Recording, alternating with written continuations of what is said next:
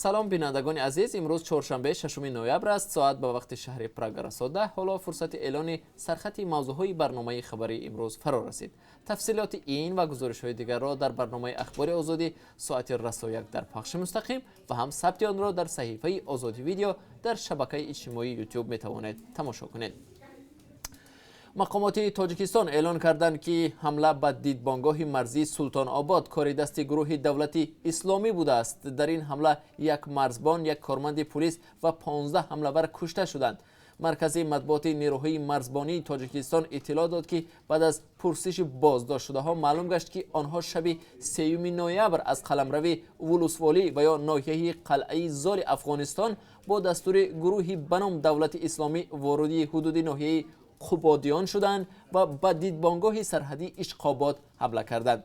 این قسمی مرزبانی در سرحدی تاجیکستان و ازبکستان واقع است. در همین حال خبرگزاری روسی ریا نووستی با تکیه بر نمایندگان مرزبانی ازبکستان اطلاع داد که آنها با همتایان تاجیک خود در این رابطه در تماس هستند. یک نماینده مرزبانی ازبکستان اظهار داشته است که ما از حادثه رخ داده با خبر هستیم و فعلا آن را مورد آموزش قرار میدهیم.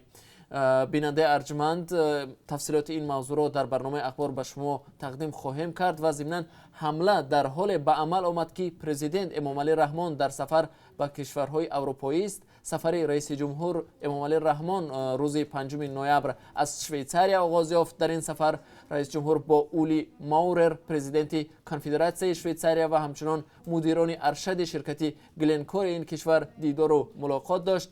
بنابر گفته خدمات مطبوعات پرزیدنت تاجیکستان، سفر رئیس جمهور من بعد در فرانسه ادامه میکند. این سفر قرار است تا 12 نوامبر دوام کند.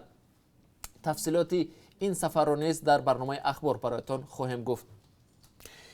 دو ساکن جماعت واروخی ناحیه اسفره که 3 هفته قبل از طرف مرزبانان قرقیزستان بازداشت شده بودند، بعد پرداختن جریمه به تاجیکستان بازگشتند.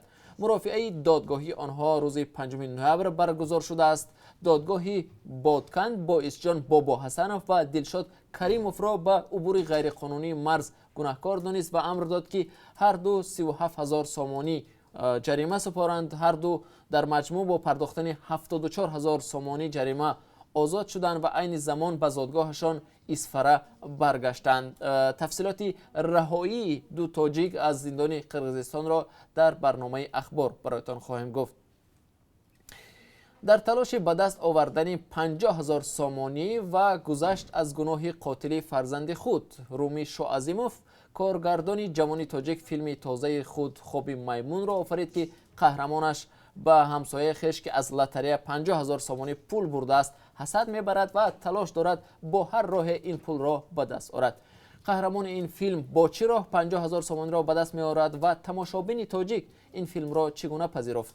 در برنامه امروز گزارش را از ایجادیات این کارگردان جوان تاجیک تقدیم شما میکنیم که به این سوالها پاسخ خواهد گفت. در تاجیکستان امروز 25 سالگی قبول کانستیتوسیا را جشن میگیرند. سال 1994 قانون اساسی تاجیکستان در شرایط خیلی مرکب قبول شده بود و پرزیدنت امامعلی رحمان روز قبل به این مناسبت گفت مردم تاجیکستان دولت دموکراتی و دنیوی را انتخاب کردند. با جانبداری از طرح کانستیتوسیا آن زمان 87% رای دهندگان آواز دادند.